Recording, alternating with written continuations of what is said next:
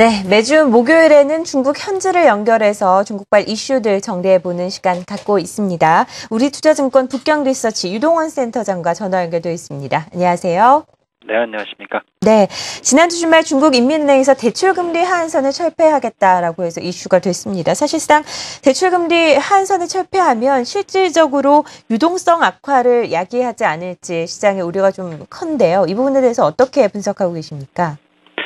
네, 우선은 금리 자율화에 대해서 제대로 판단을 해야 될 것 같고요.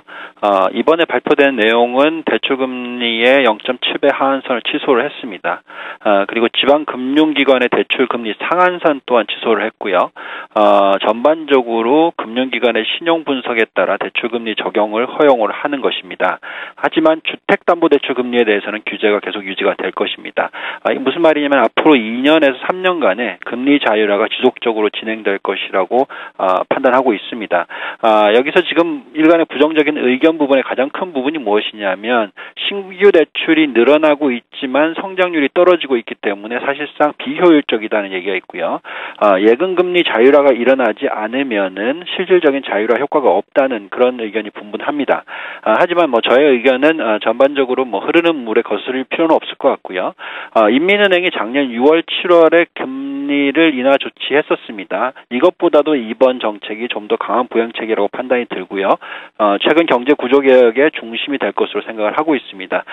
구조조정이라고 하면은 지금 상장기업 수익의 50% 이상이 은행권에서 발생을 합니다. 따라서 은행권 이익 배분이 필요한데요. 이러한 금리 자율화가 일어났을 경우에 실물 경제로 점차적으로 유동성이 공급이 되고 이익 배분이 일어나면서 소비 확대가 일어날 수 있을 것 같습니다. 한국하고 비교를 해보면 한국이 91년부터 93년 동안에 금리 자율화가 있었는데 이머징 마켓에 긍정적인 영향을 미쳤고 한국은행권에는 부정적인 영향을 줬었습니다. 92년부터 94년 3년간의 코스피가 68% 상승을 했고 한국은행주는 3% 하락했습니다. 같은 기간.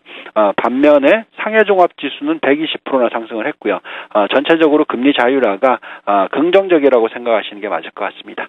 네. 금리 자율화 진행이 어떻게 보면 다소 긍정적이다. 기준금리 인하보다 더 강력한 부양책이 될 수 있다라고 설명을 해주셨습니다. 중국 이 금리 한선 철폐에 따른 경제적인 효과, 영향은 어느 정도라고 보시나요? 네, 금리 자율화가 일어났을 경우에 전반적으로 지금 부동산 금리는 잡고 있습니다. 따라서 유동성 공급 자체를 중소기업과 가계 유동성 공급을 증가시키는 효과가 있고요. 기업들의 유동성 상승으로서 경제 성장률이 지금 현재 7.5% 정도의 유지가 될 수 있을 것 같고요. 중국 기업 및 개인의 부창출 능력이 상승을 합니다. 또한 장기적으로는 돈의 회전율, 그러니까 마니 벨로시티가 상승을 하면서 중국 내수 확대로 수요 증가가 점차적 일어날 수가 있습니다. 지금 판단에는 금리 자율화가 일어나야지 신용대출이 늘어나는 거고요. 이렇게 됐을 때 추가 대출 가능 금액이 저희 판단에는 한 2.5조 위안 정도, GDP의 5% 정도 수준 예상할 수가 있겠습니다. 물론 단기적으로 일어나는 것은 아니겠지만 장기적으로 점차적으로 일어날 것으로 판단이 됩니다. 하반기 경제 성장률 자체가 아마도 한 2분기 대비 상승을 할 수 있는 어떤 여력은 조금 만들어지고 있고요. 전체적으로 요즘 중국 정부에서 발표하는 내용을 보면 소형기업들 대상으로 영업세나 부가가치세 면제 혜택을 주고 있기 때문에 전체적으로 경제의 어떤 경착륙은 막을 수 있고 점차적으로 소비 확대되는 모습 나타날 수 있을 것 같습니다. 네, 우리투자증권 유동원 북경리서치센터장과 함께 이번 중국의 대출금리 인하 한선 철폐에 따른 경제적인 효과까지 들어봤습니다. 고맙습니다.